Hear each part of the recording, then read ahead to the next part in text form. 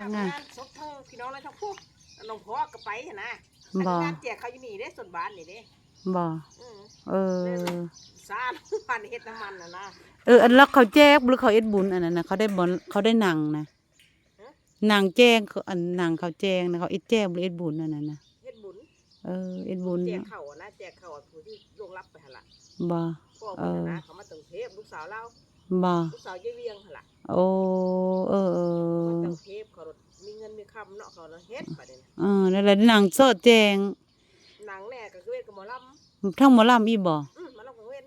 บ่โอ้ไม่ได้ไปเบิ่งเนาะตึมอยู่ค่ะไม่ได้ไปจ้านั่นล่ะหมอลำสิงกังเว้นไปนำหายายนูนหาคุณเจนยายนูนก็เลยเฮาไปแล้วโอ้เขาก็ฮะไปนำหายายนวลบอกเราบ่นั่นแล้ว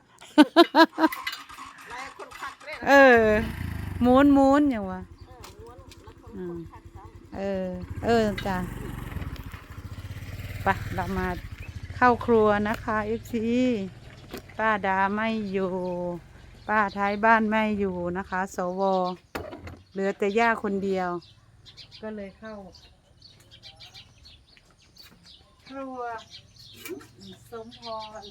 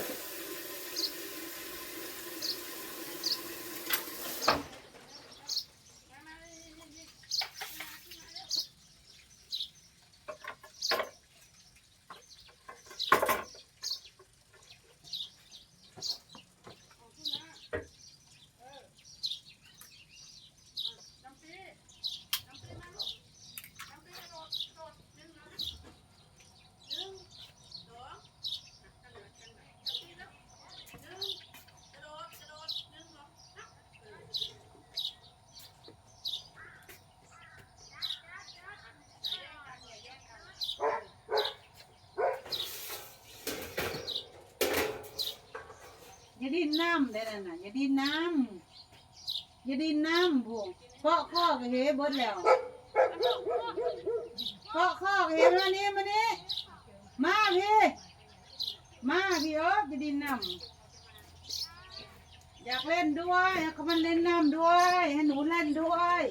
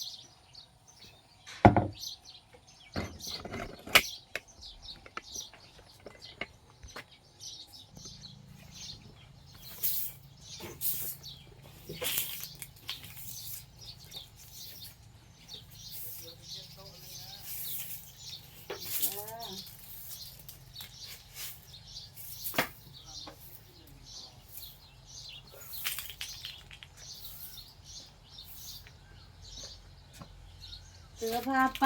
เราจะทำเมนูอะไรเนี่ย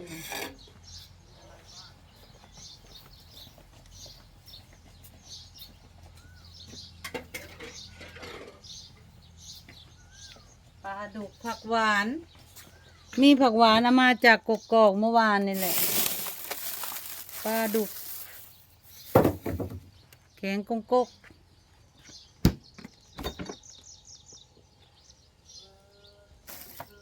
แล้วก็มีเนื้อย่างอันนี้แหละที่มันเหลือเมื่อวานนี่แหละ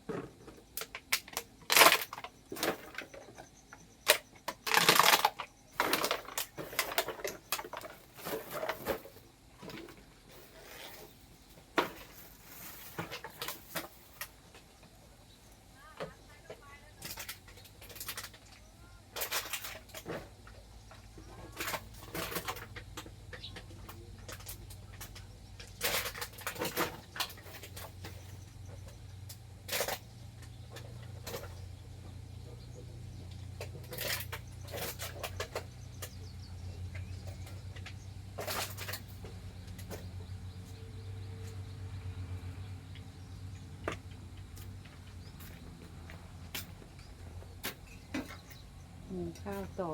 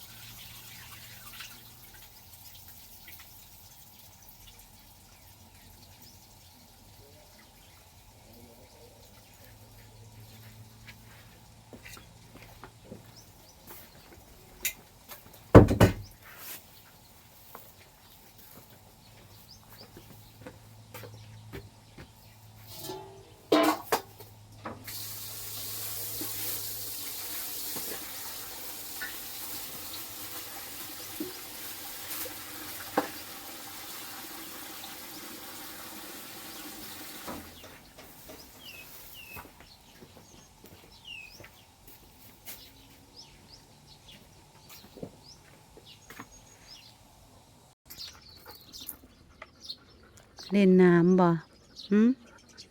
เบิ่งเอามาเบิ่งดูเห็บออกหมดบ่เห็บออกหมดแล้ว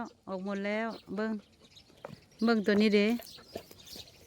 มื้อนี้อาบน้ำทั้ง2 ตัวเลย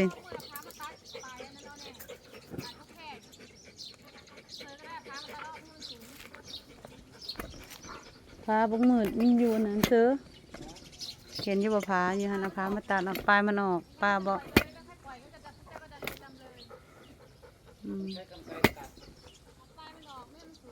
เอาพามาดอกแคร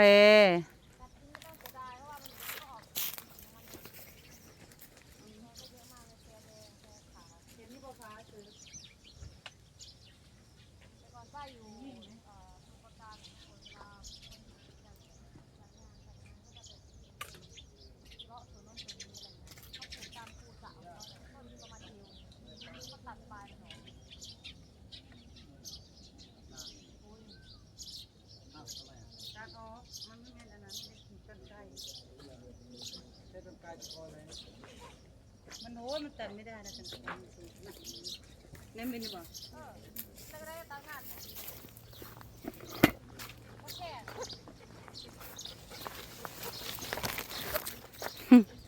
สุกเล่นโอ้ยเยอะซื้อมาเลยเยอะ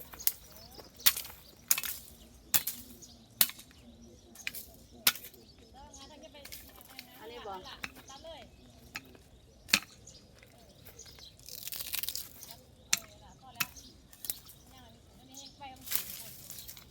ตัวนี้ก็ตัดมาจะอ่านเลยต้นไม้ก็ตัดตัดโรงงานนั่นอะไรตัดต่ำตลอดตัดไว้ท่านี้บอกตัดต่ำโอเคละเอาเลยนี่เป็นต้นมุนนะเป็นต้นล้างทำล้างดอกเขาเก็บไปในดอกมันยัง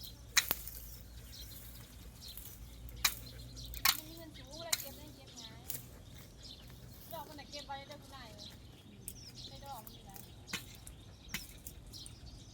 ฮิปน้ำที่ไม่ผ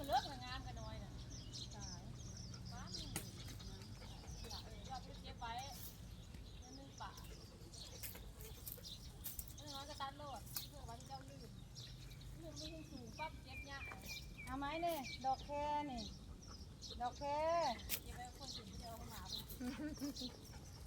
เอาไหมโกโก้ดอกกี้มันได้ต้นผักหวานนี่งามแท้ งามเพราะตัวหวานเนี่ยพอเดี๋ยวมาเสียยานี่มาแรงก่อน เออ เสียยาออกมันแปดหน้าฝนมันคู่เลย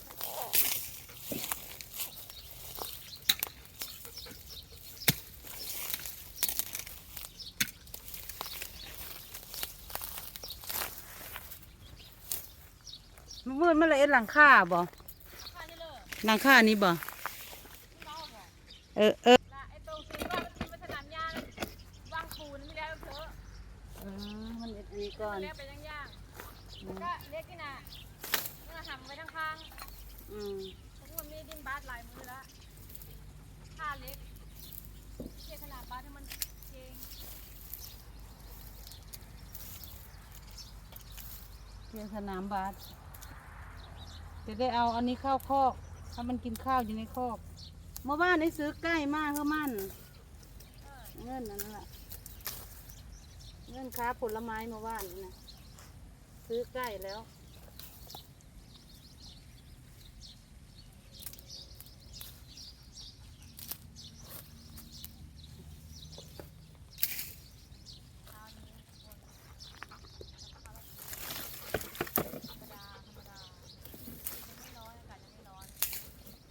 เราต้องทำแต่เช้าสายมามันแดดฮ้อนก็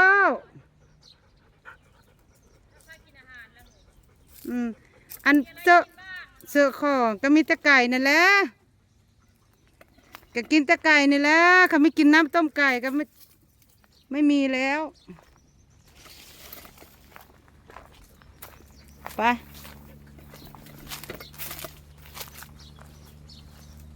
ไปรอเลย สวัสดี